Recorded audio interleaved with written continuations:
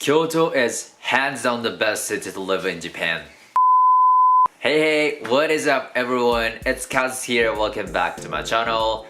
Today I'm recording this video in the living room, which is a bit different because I'm usually take the video in my room. So you can see the different vibes here.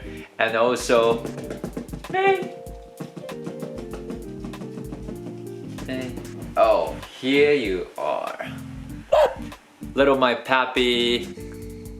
Her name is May and she's also here. Alright, so today's video is a bit different. Me expressing love about my home city, Kyoto.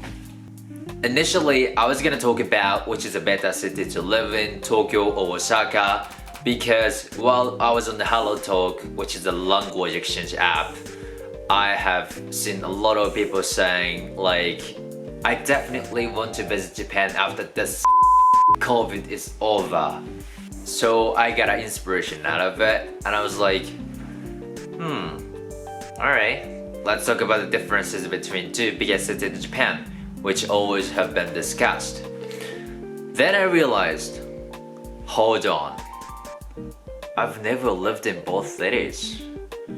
I mean, of course I have visited both cities multiple times for sure, so I kind of know the vibes there, but you know, still it doesn't make me qualified to talk about this topic because even though I'm a native Japanese speaker, when I visit there, I'm basically a tourist like you guys, right? Besides, the more I think about this topic, the more I wonder why I don't talk about Kyoto, which I was born and raised. So this is why I would talk about why Kyoto is hands down the best city in Japan. Before we dive right into this topic, I just want to say one thing. As you already noticed, this video is gonna be very biased because obviously I was born and raised up here, so it's not fair to say that Kyoto is hands down the best city to live in. I know. With that said, if you want to visit Kyoto someday in the future, please make sure to stay tuned until the end of the video. For me. Please. Alright, without any further ado, let's get started. If you ever visited Japan, you might have noticed that there are no tall buildings here like Tokyo and Osaka. This is because Kyoto is such a traditional city that Kyoto City enacted an ordinance on the height of buildings. As of 2021, the maximum building height is 31 meters as far as I'm concerned, because they were afraid that, you know, the huge skyscraper or those kind of tall buildings will disturb the beauty of the traditional city, Kyoto. With that said, we have quite few buildings here that is about 31 meters because apparently the ordinance have been changed for the past years, and the most notable one is a Kyoto Tower, which its height is 131 meters, very tall, very high. But you know, in my opinion, this flat city really complements the beauty of the tower, and I think it's absolutely beautiful. Besides, Kyoto's attempts to keep building traditional has its effect on convenience stores or Starbucks or other buildings, something like this. I think it's very cool. I said Kyoto is trying to keep building traditional earlier, but it doesn't necessarily mean that Kyoto's vibes is like Edo period or something, right? We of course have a center city.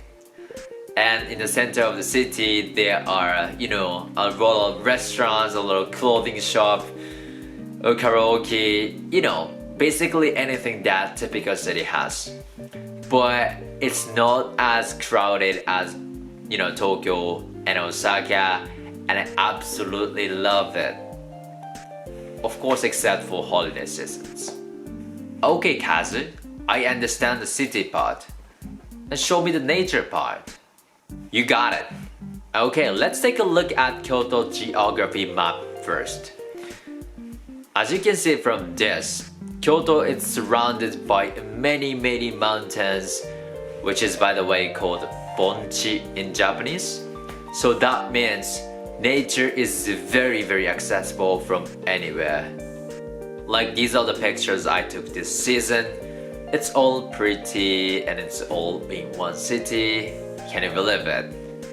And even in the center of the city, there is a beautiful river called the Kamo River running through. So, you could have a nice lunch in the beautiful patio, watching this great view.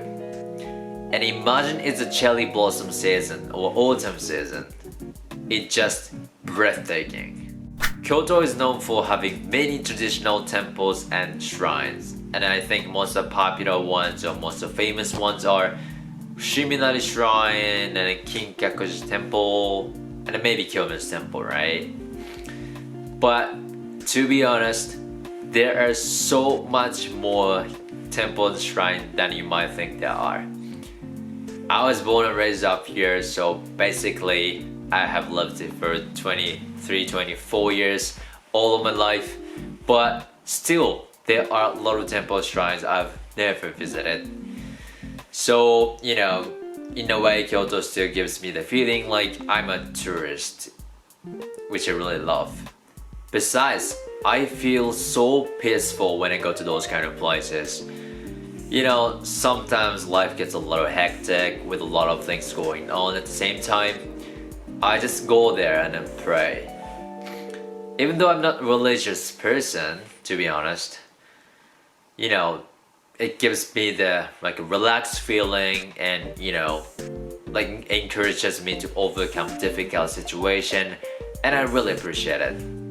Kyoto City is very accessible to anywhere, so I think there's no need to own a car to get around the city. In terms of trains, we have main 5 lines, JR line, Hankyu line, Kintetsu line, and Keihan line, and subway line. And we have buses pretty much going to anywhere, and there's only one standard fare no matter where you're going. With this very organized and convenient public transportation system, it would be so easy for you to get around the city in a short period of time, which I think is very tourist friendly. And if you consider yourself sporty type of the person, I highly recommend you to rent a bike for one day to get around the city. Kyoto is not so big, but so much to see. Like last month, I went to only in the afternoon, right? I went to 3 World Heritage spots: Ryoanji Temple, Kinkakuji Temple, and Rinnaji Temple. I mean, how crazy is that, right? I talked about the multiple reasons why Kyoto is the best. But at the end of the day, it really comes down to this: vibes. Maybe it's because of traditional buildings, or maybe it's because of accessible nature, maybe it's because of culture or nice people, or maybe because I'm from here. I don't know. But wherever I go, I just feel like very good vibes, and I can't describe with the words. Sorry guys. But Tokyo and Osaka is a little too busy, too crowded, or too modernized, I would say. So don't get me wrong, I love Tokyo and Osaka. They are really wonderful, beautiful in their own way, but for me, it's a great place to visit, but not to live in. Sorry. Alright, this is the end of me expressing love about Kyoto. Thank you guys for watching. I'm sure from the fact you click this video and make it to the end, you have a strong interest in Kyoto, right? So, when this pandemic is over and I'm free to go abroad, free to travel abroad, please visit here. Put here in your list. I promise Kyoto will never let you down, alright? So if you like this video, as always, don't forget to like button, and subscribe to my channel if you haven't done it yet. And if you have any question, comment, just leave it from the comment section down below. And I see you guys in next video. Peace.